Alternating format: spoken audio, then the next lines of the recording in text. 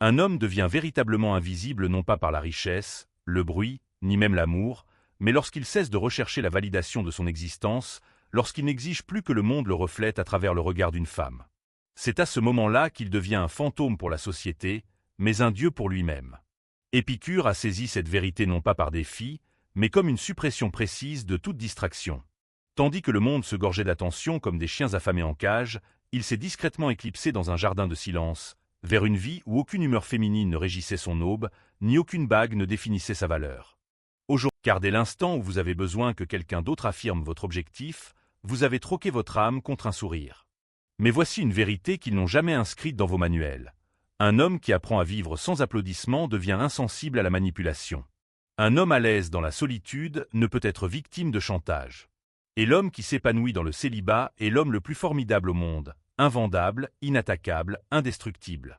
Sa paix n'est pas un acte, c'est une forteresse. Épicure ne rejetait pas la vie, il la perfectionnait.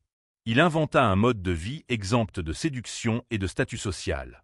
Il ne vilipendait pas les femmes, il refusait simplement de les idolâtrer. Il comprenait que le véritable plaisir ne réside pas dans la poursuite, mais dans l'absence de chaos. Le véritable réconfort ne se trouve pas dans l'étreinte, mais dans la liberté du tourment. Et pourtant, vous voilà, vénérant l'autel de l'affection, priant pour être choisi, sacrifiant votre dignité dans l'espoir qu'elle vous suffise.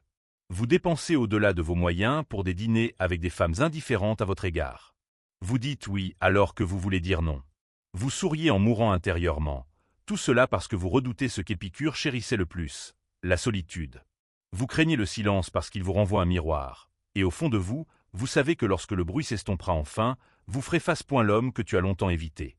Non pas l'homme qui pose pour des photos ou se produit lors de rendez-vous, mais celui qui croise son propre regard dans l'obscurité, celui qui porte en lui des questions sans réponse, des ambitions inassouvies et un pouvoir inexploité. Cette réalité vous effraie plus que n'importe quel rejet.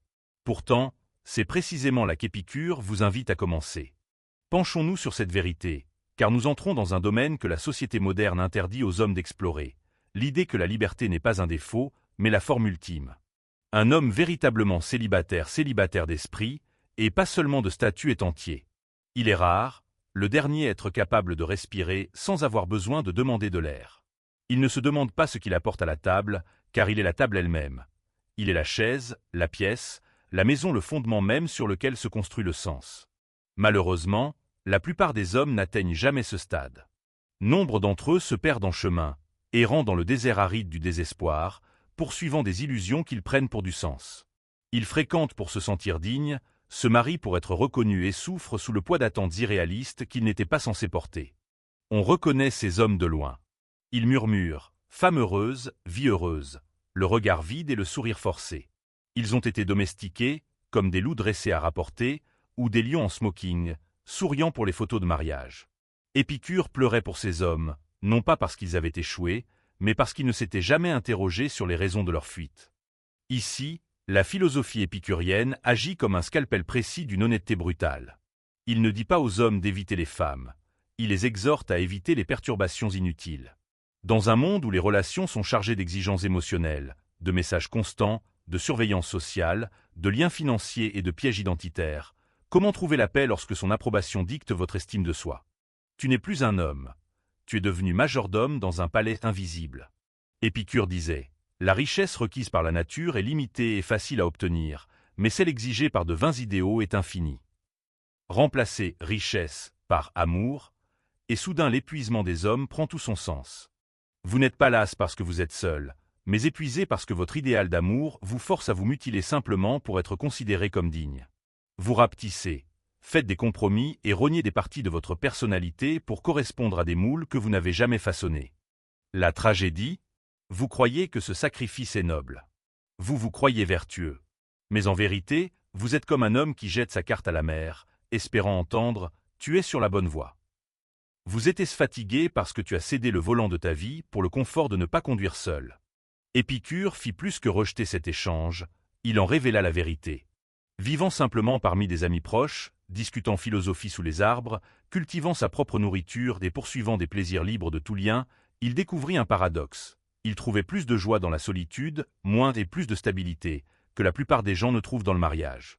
Si le monde moderne pourrait trouver cela étrange, peut-être est-il lui-même malade. Alors je vous le demande non pas en tant que prédicateur, mais en tant qu'être humain, avez-vous déjà été vraiment seul avec vous-même, sans chercher à vous distraire? Vous êtes-vous réveillé? Avez-vous préparé votre café et réfléchi non pas à qui devrait être à vos côtés, mais à ce qui vous habite encore? Si ce n'est pas le cas, votre célibat n'est pas une malédiction, c'est votre dernière chance. En cessant de romancer votre dépendance, vous commencez à reconquérir votre divinité. Allons plus loin que les slogans et les mensonges réconfortants auxquels votre cœur s'accroche comme aux couvertures de l'enfance, au cœur des raisons pour lesquelles certains hommes célibataires s'épanouissent alors que la plupart ne le feront jamais. L'épanouissement, au sens épicurien du terme, ne se résume pas à une simple survie avec le sourire, ni à un confort masqué par un plaisir passager. C'est la maîtrise silencieuse du chaos intérieur, et c'est là que la plupart des hommes trébuchent non par faiblesse, mais parce qu'ils n'ont jamais compris que le calme est la véritable force. On vous a appris à vous démener, à travailler dur, à acquérir, mais jamais à être simplement, surtout sans la chaleur féminine. Vous craignez la solitude parce que vous confondez le silence avec l'insignifiance. Pourtant, Épicure enseignait qu'un homme qui craint la solitude craint tout, et que cette peur construit les murs de sa captivité. Vous ne choisissez pas l'amour, vous choisissez d'être choisi. C'est votre première transgression. Vous entrez dans une relation non pas en souverain, mais en mendiant suppliant, vêtu d'un smoking, souriant, flatteur, plein d'espoir, mourant un peu à chaque fois que sa réponse tarde. Vous prenez cela pour de l'amour. Ce n'en est pas un, c'est de l'autodestruction spirituelle. Cela commence tôt, des éloges pour la gentillesse, des récompenses pour la complaisance, des formations au service et au maintien de la paix en échange d'une affection passagère. Chaque cours, chaque repas de famille, chaque film murmurait le même message toxique. Être désiré, c'est être digne. On n'a jamais appris à bâtir un royaume, on a seulement appris à décorer une cage. Mais voici ce qu'Épicure avait compris et ce dont les hommes d'aujourd'hui doivent impérativement se souvenir. L'expérience humaine suprême n'est pas la passion, mais la paix. Et la paix est impossible quand on abandonne son équilibre émotionnel aux humeurs changeantes d'autrui. Qu'est-ce que cela signifie pour l'homme célibataire? Cela signifie ce que le monde appelle la solitude, ce qu'Épicure appelait la liberté. Cela signifie que chaque nuit passée seule, chaque week-end avec ses propres pensées, chaque repas préparé dans la solitude, ce ne sont pas des signes de manque, mais des marqueurs de véritable liberté. Soyons honnêtes, combien d'hommes en couple aujourd'hui sont véritablement libres? Libres de rêver sans permission, libres de dire leur vérité sans filtre, libres de partir sans ruiner leur vie. On les voit sur les photos, souriant, acquiescent au restaurant, suivant une thérapie pour apprendre à être de meilleurs partenaires, comme si leur masculinité était un problème à gérer plutôt qu'un pouvoir à honorer. Mais le célibataire qui suit Épicure comprend différemment. Il ne considère plus la solitude comme une salle d'attente. Il la vénère comme un temple, un lieu sacré où son esprit s'aiguise, son âme trouve le calme et où son temps lui appartient véritablement. Il lit non pas pour impressionner les autres, mais pour approfondir sa compréhension. Il s'exerce non pas pour attirer l'attention, mais pour vaincre sa propre paresse. Il crée non pas pour les applaudissements, mais parce que la création bat dans ses veines. Plus important encore, il devient indifférent au rejet, aux tendances ou à sa disponibilité émotionnelle. Il ne se plie plus et ne se donne plus à personne. Ce faisant, il disparaît de la vue des personnes superficielles et n'apparaît qu'aux yeux de ceux qui ont une véritable profondeur. Voilà à quoi ressemble l'épanouissement. Vous n'êtes pas mal aimé, parce que vous avez des défauts. Vous l'êtes parce que le monde moderne récompense la soumission et non la souveraineté. Votre refus de vous prosterner vous rend terrifiant. Alors, mon frère, sois terrifiant, car le monde n'a pas besoin d'hommes plus dociles, il a besoin d'hommes plus souverains. Les hommes souverains se forgent en silence. Les femmes n'ont été que des miroirs. Ce que tu redoutais dans leurs yeux, c'était ton propre reflet, la vérité que ton identité n'était liée qu'au désir. Que ta grandeur avait été troquée contre des miettes de réconfort. Que chaque « je t'aime » que tu poursuivais n'était qu'un masque masquant le fait que tu n'avais rien construit en toi. Épicure a vu clair, avec une lame acérée, qui continue de couper aujourd'hui. Il savait que le monde n'enchaîne pas les hommes, mais les distrait. Des sensations faciles, des promesses creuses, une chaleur passagère qui s'estompe. On croit choisir le plaisir, mais on choisit en réalité la dépendance, déguisée en plus jolie. Il a prévenu, la plus grande source de bonheur durable est de cultiver l'amitié. Mais nous avons remplacé l'amitié par l'engouement, la fraternité par les aventures, la vérité par la performance. Alors tu déambules, un sourire cousu sur ton âme, telle une blessure masquée par un parfum. Tu prétends être heureux, mais seulement lorsqu'elle t'envoie un message, te regarde ou a besoin de toi. Tu as transformé ton cœur en distributeur automatique déposant gentillesse, effort, argent, temps et attendant de l'affection en retour. Mais ce n'est pas de l'amour, c'est du commerce, une négociation enrobée de poésie. Épicure rirait, non pas par moquerie, mais par tristesse, parce qu'on vous a appris à craindre d'être célibataire, comme si cela signifiait qu'il n'y avait aucun héritage pointé, pas d'amour, pas de chaleur. Voici la vraie question. Si être célibataire signifie enfin affronter sa propre faim, son silence, sa folie, est-ce vraiment une malédiction? Ou est-ce la transformation même qui fait des hommes des rois? Réfléchissez Y. Les idées les plus puissantes de l'histoire, les créations les plus audacieuses, les réflexions les plus profondes sont-elles nées du réconfort des bras des amoureux ou de la solitude de l'isolement? Pensez-vous que Marc Aurèle écrivait ses méditations à la lueur des bougies, sa femme à proximité? De Vinci peignait-il distrait par ses messages? Épicure trouvait-il l'illumination en discutant de ses projets de dîner? Non. Ils se sont retirés.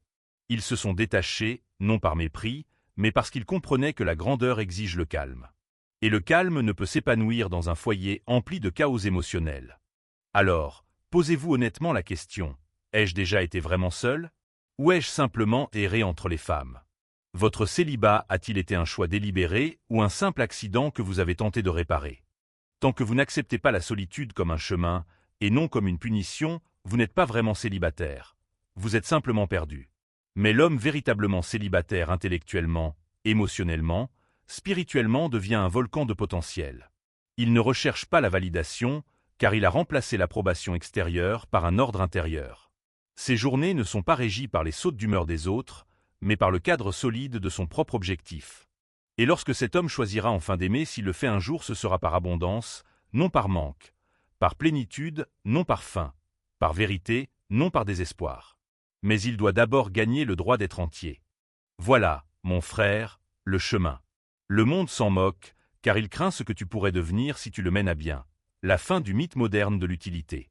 Tu penses peut-être que tu t'épanouis parce que tu es utile, parce qu'elle s'appuie sur toi, t'appelle quand tu souffres, t'envoie des textos quand son monde s'écroule.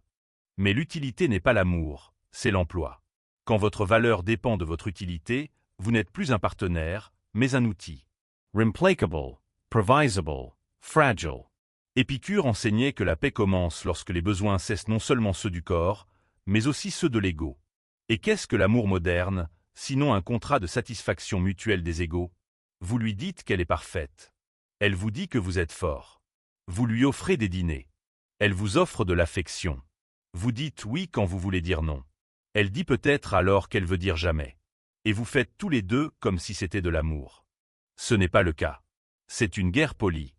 L'homme célibataire qui réussit véritablement à quitter le champ de bataille, non pas parce qu'il a perdu, mais parce qu'il a compris que la guerre n'était qu'une distraction. Épicure s'est éloigné de la cité, de la politique, de l'ambition publique, non par faiblesse, mais parce qu'il a compris que la véritable liberté ne se conquiert pas par la conquête, mais par retrait. Voici ce que vous devez comprendre. Si votre estime de soi dépend de l'entretien constant des autres, alors vous restez esclave. Si votre paix intérieure dépend de son amour pour vous, vous respirez un air d'emprunt. Vous n'êtes pas seul, vous êtes déconnecté de vous-même. C'est là que le célibat devient sacré, non pas comme un ajournement du destin, mais comme l'état unique où vous affrontez enfin la version brute et sans filtre de vous-même.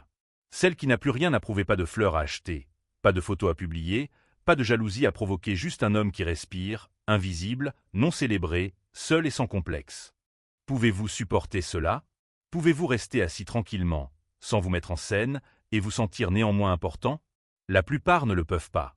Ils se réfugient dans les applications de rencontres, les plaisanteries superficielles et les conversations creuses qui masquent le vaste vide intérieur. Mais pas vous, pas si vous suivez la voie épicurienne. Car cette voie, bien que silencieuse, est impitoyable dans son honnêteté. Elle pose la question, que faites-vous quand il n'y a pas de public? Que croyez-vous quand personne n'est d'accord? Quel genre d'homme êtes-vous quand personne ne vous regarde? Les réponses que vous y découvrirez révéleront votre véritable nature. C'est pourquoi Épicure n'a pas bâti de temples, mais des jardins. Des espaces paisibles et naturels où la pensée remplace la poursuite, la sagesse le désir et la profondeur le drame. Ses disciples n'étaient pas des amants en crise. C'étaient des penseurs en communion. Des amis, pas des disciples. Des conversations, pas des confessions. Voici la deuxième vérité cruelle. L'homme qui s'épanouit dans le célibat ne s'isole pas, il s'épure. Il n'évite pas les liens, il les élève. Il choisit ceux qui entrent dans sa vie, non par arrogance, mais par discipline sacrée. Quand votre paix est précieuse, cessez de la donner à bon marché. La plupart des hommes mourront sans chanson, sans talent exploité et sans silence maîtrisé non par faiblesse, mais par distraction. Distraits par le mythe selon lequel l'amour achète, que l'attention d'une femme répare les pertes de l'enfance, que le dévouement à autrui autorise la vie. Épicure les regardait droit dans les yeux et leur demandait « Qui vous a dit que vous étiez brisé ?» Le monde vous vend l'accomplissement, Épicure vous offre la suffisance. Le monde vous dit « Trouvez l'âme sœur ». Épicure vous dit « Trouvez votre centre ». Le monde vous tend une liste de choses à faire: mariage, prêt immobilier, photo de maternité et vous met au défi de parler de but. Mais Épicure vous donne une page blanche et vous dit « Écrivez ce qui compte vraiment ». Voici la vérité essentielle sur cette page blanche. Vous vous êtes toujours suffisamment bien porté. Mais c'est là que la culpabilité entre en jeu. Malgré tout cela, beaucoup d'hommes retourneront en cage. Ils continueront de privilégier le confort au caractère, le plaisir au principe, l'affection à l'épanouissement. La tragédie dépasse le cadre personnel, elle est générationnelle. Les fils regardent leur père supplier, les frères imitent la faiblesse, et des lignées entières oublient ce qu'est le véritable pouvoir. Si vous l'écoutez maintenant, vous êtes confronté à un choix.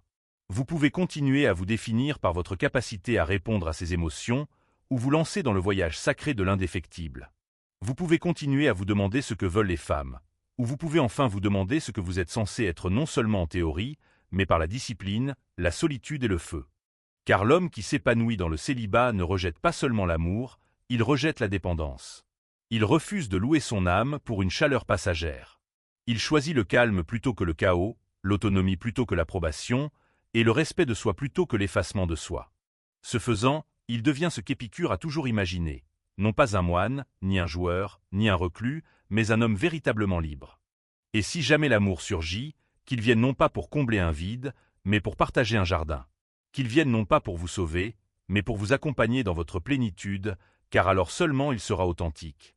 En attendant ce jour, nourrissez votre esprit, protégez votre temps, maîtrisez votre silence, et malgré tout ce qui est sacré, ne vous excusez jamais d'être seul.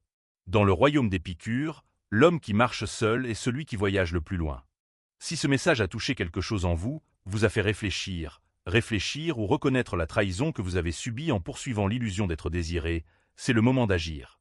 Aimez, partagez, abonnez-vous et soutenez cette chaîne via le lien dans la description, non pas pour la gloire, mais parce que c'est la vérité dont le monde a désespérément besoin. Pas d'homme plus doux, pas de bruit plus fort, mais une force tranquille.